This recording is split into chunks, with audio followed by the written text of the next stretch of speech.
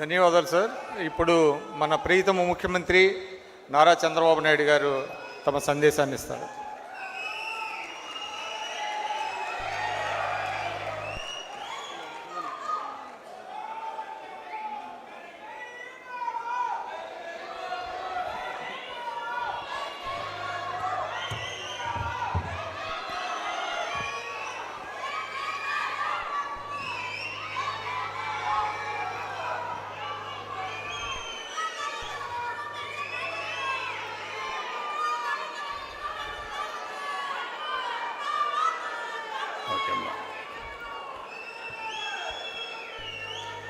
Okay తమ్ముడు.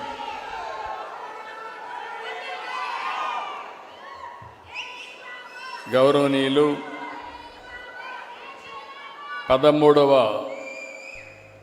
భారత ఉపరాష్ట్రపతి పెద్దలు వెంకయ్యనాయుడు గారు, త్రిపుర గవర్నర్ గౌరవనీయులు ఇంద్రసేనారెడ్డి గారు, ఆంధ్రప్రదేశ్ స్పీకర్ గౌరవనీయులు అయ్యన్న పాత్రుడు గారు, నందమూరి రామకృష్ణ గారు, సహచర మంత్రివర్గ సభ్యులు రవీంద్ర గారు, ఫరూక్ గారు, గౌరవ శాసనసభ్యులు వర్ల కుమార్ రాజా గారు, యార్లగడ్డ వెంకట్రావు గారు, బోడే ప్రసాద్ గారు, నెట్టెం రఘురామ గారు, కామినేని శ్రీనివాస్ గారు, తంగిరాల స్వామి గారు, అప్పటి నుంచి ఇప్పటి వరకు అదే ఉత్సాహంతో ఉన్న బుచ్చయ్య చౌదరి గారు, మీరు ఉపన్యాసం విన్నారు. ఏమాత్రం కూడా ఫోర్స్ తగ్గలేదు, అప్పుడు అట్లనే ఉండేవాడు. ఆర్టీసీ చైర్మన్ నారాయణరావు గారు, ఆ రోజు నుంచి ఈ రోజు వరకు ఒక ఇంటర్నేషనల్ జర్నలిస్ట్గా ఉండి ఎన్టీ రామారావు గారికి అత్యంత దగ్గరగా ఉన్నట్టు వ్యక్తి, దగ్గరగా చూసిన వ్యక్తి వెంకటనారాయణ గారు. ఈరోజు ఈ పుస్తకాన్ని రాసినటువంటి విక్రమ్ గారు, అదే మాదిరిగా జనార్దన్ గారు, కోలికపూడి శ్రీనివాసరావు గారు. సాయంత్రం నుంచి చూస్తున్నాను, మన నాయకుడు మన ముందర లేకపోయినా ఆయన స్ఫూర్తితో మీరు ఎంత ఉత్సాహంగా ఉన్నారంటే అంత ఉత్సాహంగా ఉన్నారు. ఈ కార్యక్రమానికి వచ్చిన మీ అందరికీ పేరు పేరున మనస్ఫూర్తిగా నా నమస్కారాలు, అభినందనలు, శుభాభినందనలు. ఈరోజు 41 సంవత్సరాల కంటే ముందు సజీవ చరిత్ర 1984 ప్రజాస్వామ్య పరిరక్షణ ఉద్యమం. వేదిక పైన వాళ్ళు మాట్లాడుతూ ఉంటే ఈ పుస్తకాన్ని చూసిన తర్వాత నా జ్ఞాపకాలన్నీ 40 సంవత్సరాలు వెనక్కి వెళ్ళాయి. ఆ జ్ఞాపకాలు నెమరు వేసుకునే అవకాశం కల్పించిన మిత్రులకి మనస్ఫూర్తిగా అభినందనలు, శుభాభినందనలు. చరిత్రలో చాలా సంఘటనలు జరుగుతాయి, ఎన్నో వాస్తవాలు ఉంటాయి. వాటిని మనకు చెప్పేది, భవిష్యత్ తరాలకు అందజేసేది పుస్తకాలే. రాష్ట్ర రాజకీయాల్లోనే కాదు, దేశ రాజకీయాల్లో కూడా 83 ఒక సంచలనం. ఒక ప్రాంతీయ పార్టీగా పుట్టి ఒక అరుదైన ముద్ర వేసుకున్న వ్యక్తి, చరిత్ర సృష్టించిన వ్యక్తి, యుగ పురుషుడు నందమూరి తారక రామారావు గారని చెప్పి నేను మీకు తెలియజేస్తున్నా. ఈరోజు మనందరం కూడా సజీవ చరిత్ర, అందులో జరిగిన ప్రజాస్వామ్య పరిరక్షణ ఉద్యమం కూడా ఎప్పటికీ సజీవంగా ఉంటుంది. నాడు జరిగింది కేవలం చరిత్ర కాదు, ప్రజాస్వామ్యంలో వర్తమానానికి, భవిష్యత్తుకి ఒక సందేశం. ఇప్పుడే చాలామంది మాట్లాడారు.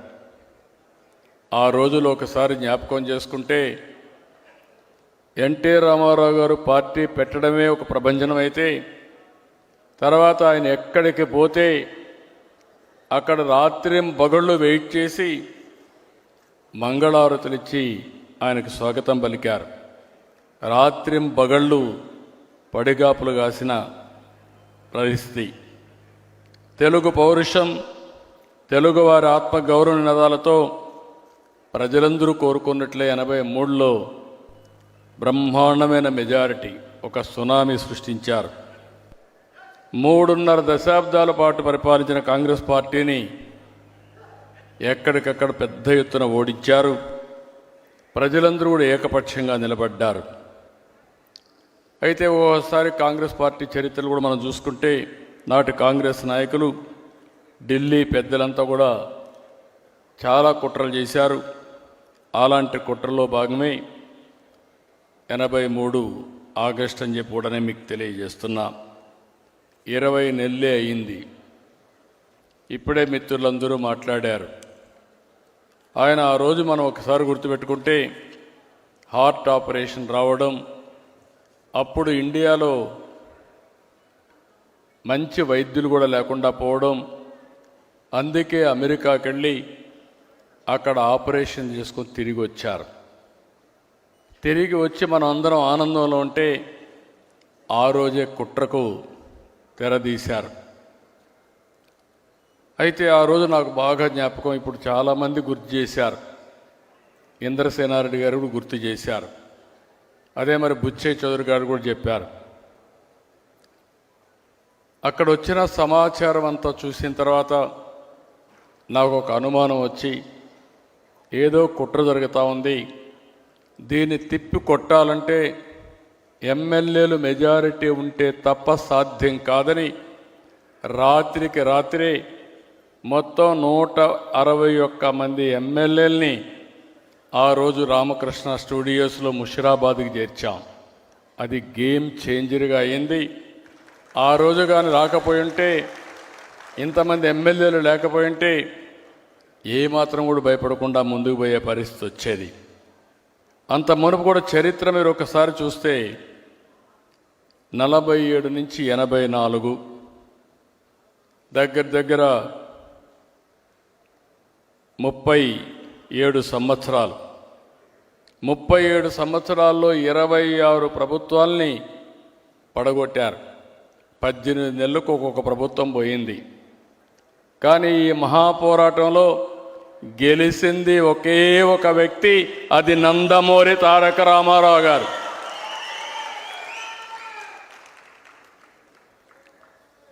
దానికి కారణం 203 సీట్లతో గెలిపించారు. ఈరోజు మనం ఒకసారి చూస్తే, ఆయనకు జరిగిన అన్యాయం ఒక పక్కనైతే, ప్రజాస్వామ్యానికి జరిగినటువంటి ద్రోహం కింద ప్రజలందరూ సంఘటితమయ్యారు. ఇప్పుడే ఇంద్రసేనారెడ్డి గారు చెప్పారు, అప్పట్లో ఇంద్రసేనారెడ్డి చాలా పౌరుషంగా ఉండేవాడు, హైదరాబాద్లో ఉండేవాడు. ఆయన నేరుగా వచ్చి అంటే మన స్టూడియోకి వచ్చి, అక్కడి నుంచి ఇప్పుడు కూడా గుర్తు చేశారు, ఎమ్మెల్యే క్వార్టర్స్ పోతే వీళ్ళందరి మీద దాడి చేశారు. అక్కడి నుంచి నేరుగా ఎమ్మెల్యే క్వార్టర్స్కి అందరినీ తీసుకురావడంలో ప్రముఖ పాత్ర వహించిన వ్యక్తి ఇంద్రసేనారెడ్డి గారు అని చెప్పి నేను మీకు తెలియజేస్తున్న. 30 రోజులు కూడా. అదే మరిగా వెంకయ్యనాయుడు గారు అయితే మన నాయకుడితో రాష్ట్రమంతా తిరగడం, దేశంలో ఉండే నాయకులందరినీ ఒక త్రాటిపైకి తీసుకురావడం. వెంకయ్యనాయుడు గారు నేను 78లో కూడా చూశాను అసెంబ్లీలో. ఆ రోజు అసెంబ్లీలో ప్రతి ఒక్కరూ భయపడతారంటే ఈయన జైపాల్ రెడ్డి గారు ఉండేవారు. వాళ్ళ అసెంబ్లీని గజగజలాడించిన రోజులు అవన్నీ. అలాంటి వ్యక్తి పూర్తిగా సహకరించి మన నాయకుడు ఎన్టీ రామారావు గారు అంటే చాలా అభిమానంగా వెంకయ్యనాయుడు గారు ఉండేవారు. ఎన్టీ రామారావు గారు కూడా ఆయన అంటే చాలా అభిమానం. ఇవన్నీ మనం ఒకసారి చూస్తే, ఆనాటి గవర్నర్ రామ్లాల్ జరిగిన సంఘటన మీరు చూస్తే, మెజారిటీ ఉంది, మీరు అసెంబ్లీ సమావేశం చేయండి, నేను బలాన్ని నిరూపించుకుంటానని అంటే కూడా చాలా దౌర్జన్యంగా, ఇప్పుడే లోపల వస్తామంటే వెంకయ్యనాయుడు గారు చెప్పారు, ఆయన మాటలోనే మీరు ఇంటే అర్థమవుతుంది, అంత అప్రజాస్వామికంగా చేస్తే, ముఖ్యమంత్రిగా గవర్నర్ని కలవడానికి పోయిన ఎన్టీ రామారావు గారు తిరిగి పోలీసు వ్యాన్లో కంట్రోల్ తీసుకుపోయే పరిస్థితి వచ్చింది.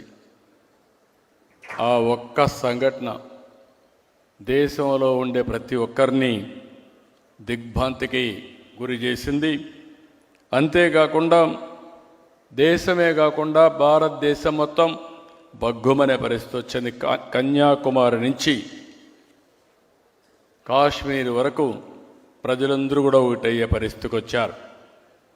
ఆంధ్రప్రదేశ్లో ఒక ప్రాంతం అని కాదు, ఒక గ్రామం అని కాదు, తెలంగాణ, ఉత్తరాంధ్ర, దక్షిణాంధ్ర, రాయలసీమ అందరూ ఒకటయ్యారు. ఎక్కడికక్కడ రోడ్డు ఎక్కారు. ఒక్క రోజు కూడా వదిలిపెట్టలేదు. ఇప్పుడే కొంతమంది మాట్లాడినప్పుడు చెప్పారు, వెంకటనారాయణ గారు మాట్లాడినప్పుడు చెప్పారు, నా చరిత్రలో నా జీవితంలో ఎప్పుడూ చూడనటువంటి సంఘీభావాన్ని చూశాను. మేమందరం ఆ రోజు ఎమ్మెల్యేలు కాపాడుకోవాలి, ఒక ఎమ్మెల్యేకి మంత్రి పదవి అప్పట్లో ₹1 మరి డబ్బులు ఆఫర్ చేస్తే వీళ్ళని కాపాడుకోవడం మాకు చాలా కష్టం అయిపోయేది. ఆ రోజు ఎంతోమంది సహకరించారు. మాకు తెలియని వ్యక్తులు, ఉదాహరణ మీరు ఒకసారి చూస్తే కర్ణాటకలో హెగ్డే గవర్నమెంట్ మాకు షెల్టర్ ఇవ్వాలి, దేశంలో ఎవ్వరూ ఇవ్వలేని రోజున కర్ణాటకలో మాకు అకామిడేషన్ ఇచ్చిన ఏకైక వ్యక్తి రామకృష్ణ హెగ్డే. ఆ రోజు అక్కడ రఘుపతి గారు మంత్రి. రఘుపతి గారిని అప్పచెప్తే రాత్రింబగళ్ళు మాతో ఉండి మొత్తం ఎమ్మెల్యేలకు ఏం కావాలో చేసిన సందర్భం అది. దేశంలో ఉండే అన్ని రాజకీయ పార్టీలు, కాంగ్రెస్ ఇతర ప్రతిపక్షాలన్నీ కూడా 18 పార్టీలు జమ కట్టాయి.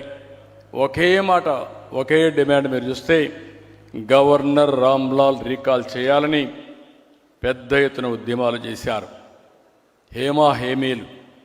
ఈరోజు మీరు చూస్తే చరణ్ సింగ్, చంద్రశేఖర్, వాజ్పేయి గారు, అద్వానీ, జార్జ్ ఫెర్నాండెస్, కరుణానిధి, చండ్ర రాజేశ్వరరావు, మాక్కినేని బసవ పొన్నయ్య, ఇలాంటి వాళ్ళందరూ కేంద్రంలో నేషనల్ లెవెల్లో సారథ్యం వహించారు. ఇక్కడికి వస్తే వెంకయ్యనాయుడు గారు, ఇందర్సేన్ రెడ్డి గారు, దత్తాత్రేయ, సుందరయ్య గారు, ఇలాంటి మహామకులందరూ కూడా ఇక్కడంతా కూడా పోరాడారు.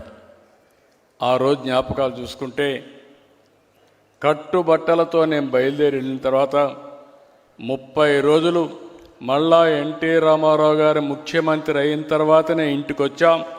నేను ఒక్కడనే కాదు, నాలాంటి వాళ్ళు కొన్ని లక్షల మంది త్యాగాలు చేశారు, జైళ్ళకి వెళ్ళారు, పోరాటాలు చేశారు. అంతిమంగా ఎమ్మెల్యేలు కూడా మీరు చూస్తే ఒక పట్టుదల, ఎట్టి పరిస్థితుల్లో ప్రజాస్వామ్యం కాపాడాలి, ఎన్టీ రామారావు గారికి న్యాయం జరగాలని పట్టుదలతో పోరాడారు. సాధించామని చెప్పి కూడా నేను మీకు తెలియజేస్తున్నా. ఓసారి బాధ, ఆవేదన కలుగుతుంది. అదే సమయంలో మా అత్తగారికి అయితే క్యాన్సర్ కూడా ఉండేది. ఈయనకు హార్ట్ ఆపరేషన్ అయింది, ఆవిడకి క్యాన్సర్ ఉంది. ఆ తర్వాత ఈయన ముఖ్యమంత్రి అయిన తర్వాత ఆవిడ చనిపోయే పరిస్థితికి వచ్చారు. ఇది కుటుంబంలో ఒకసారి తలుచుకుంటే చాలా బాధ, ఆవేదన. అదే సమయంలో ఎన్టీ రామారావు గారి పట్టుదల చూస్తే తెలుగు జాతి, అందుకే ఎన్టీ రామారావు గారు చిరస్థాయిగా తెలుగు జాతి ఉన్నంత వరకు తెలుగువారి గుండెల్లో ఉండిపోతారు. అది ఆయన పోరాడినటువంటి పోరాట పటిమ. అలాంటిది మనం ఎవ్వరూ మర్చిపోలేం.